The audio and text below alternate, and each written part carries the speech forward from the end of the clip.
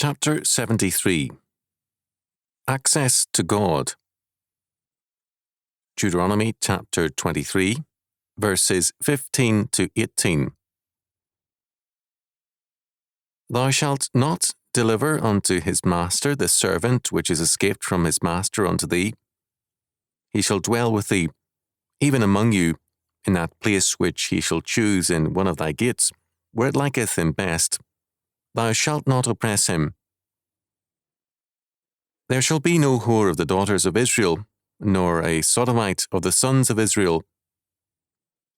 Thou shalt not bring the hire of a whore, or the price of a dog, into the house of the Lord thy God, for any vow, for even both these are abomination unto the Lord thy God.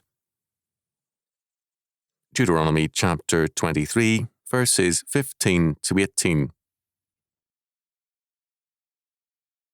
These few verses open up the meaning of godly society in a clear and simple way.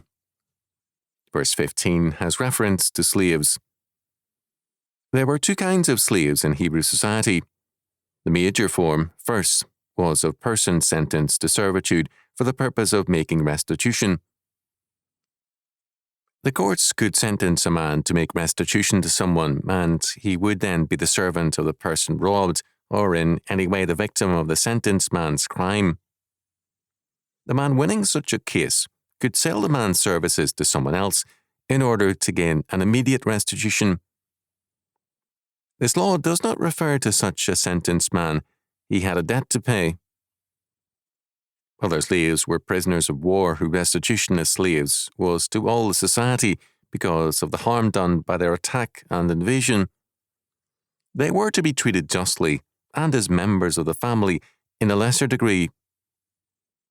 If they were mistreated, they could walk into any neighbouring farm, ranch, or city and claim asylum. They could then choose which city in the nation they wanted to live in. In many cases, no return to their country was possible. Over the centuries, in many cultures, soldiers who allow themselves to be captured are unwanted by their own country and thus have no hope of life there. Adoption into the victorious country becomes their only future. The original context of the Golden Rule has reference to foreigners of any kind, including these prisoners of war. We read in Leviticus chapter 19, verses 33 and 34. And if a stranger sojourn with thee in your land, ye shall not vex him. But the stranger that dwelleth with you shall be unto you as one born among you, and thou shalt love him as thyself. For ye were strangers in the land of Egypt. I am the Lord your God. Israel is reminded of its own enslavement in Egypt. They are therefore to be protective of all foreigners, free or enslaved. This is a remarkable law, and it is surprising that more attention has not been given to it. This law could also refer to foreign slaves who fled across the border into Israel. Israel's God-decreed policy would be common knowledge in surrounding states. Abused slaves then had only to cross the border into Israel to gain freedom. By contrast, the Code of Hammurabi decreed that anyone harbouring a runaway slave be put to death. Some commentators insist on seeing this law as applicable only to foreign slaves. There is nothing in the law to warrant such a limitation. We have a case of a runaway slave in the New Testament in Paul's letter to Philemon. The runaway slave was Onesimus, whose owner was his brother Philemon. Philemon 16, a brother in the flesh.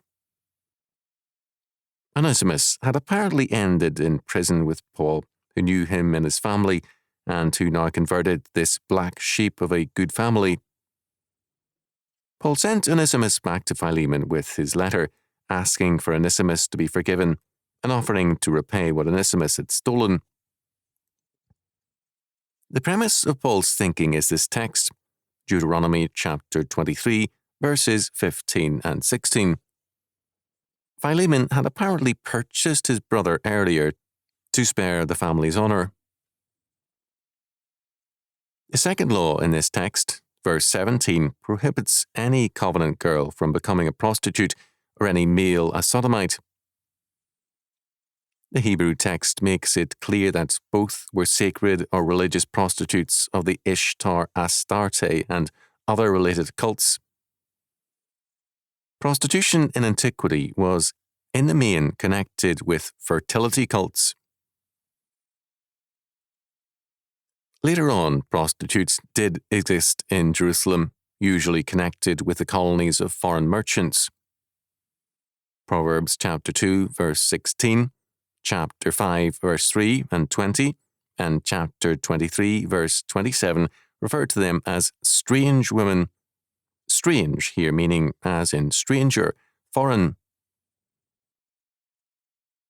Ritual prostitution was often a means of leading the covenant people into another faith, as the incident with the Moabite woman in Numbers chapter 25 makes clear. Those rabbis who saw the slaves of verse 15 as foreign slaves insisted on seeing the runaway slave as a potential convert to the covenant and the patrons of male and female prostitutes as potential converts to paganism. Verse 18 forbids any money or gift received by a male or female prostitute from ever being received in the temple or the house of the Lord. Such an idea seems foreign to us, but to these haro Jews of old, any sanctuary seemed a valid place to give the gods their percentage. This certainly helped introduce the practice into various cultures because the financial receipts were considerable. Both the practice of religious prostitution and the receipts of any funds from its practitioners are strictly forbidden. Verse 18 uses a word for homosexuals, dog. The same term is applied to them in the New Testament, in Revelation chapter 22, verse 15. Romans chapter 1, verse 27 speaks of homosexuality as the burning out of man in the Greek text. When man wages war against God, as Romans chapter 1 verses 24 to 32 makes clear, he destroys himself.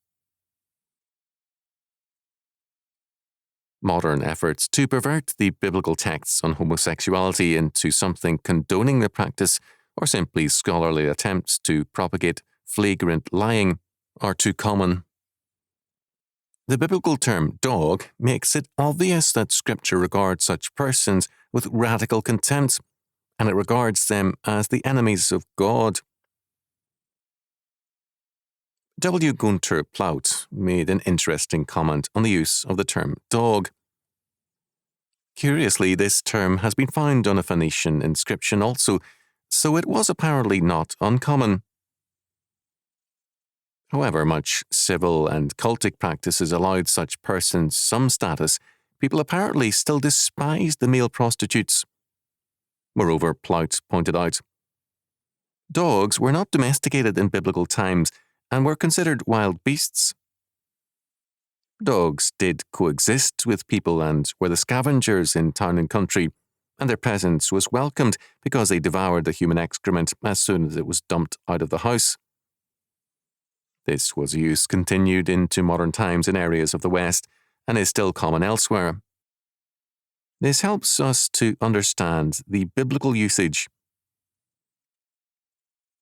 Of verses 16 and 17, Luther held, all gains by sin are unacceptable to God.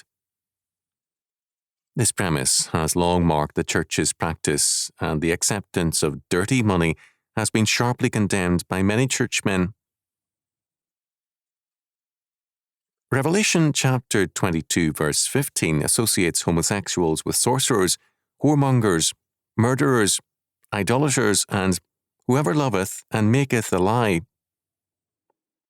This association makes it clear that these people are incapable of making an acceptable gift or offering to God. We have forgotten that gifts to a king are a privilege. At one time, no man could make a gift to the king unless his person were acceptable. A gift is a form of access, and access to God is restricted to his established terms and conditions. To assume the possibility of a promiscuous access is radically wrong. Our access is by means of atonement, the sacrifices in the Old Testament era, and Christ's sacrifice of himself in the New. Then the law of God, the way of holiness, gives us his conditions. Our gifts to God are an aspect of his law. Thus, for a prostitute or a sodomite to bring a gift to God is to claim that access to the throne of grace is on his or her terms, not God's. Such a person substitutes his own will for God's law. Thus, this law has a very important premise.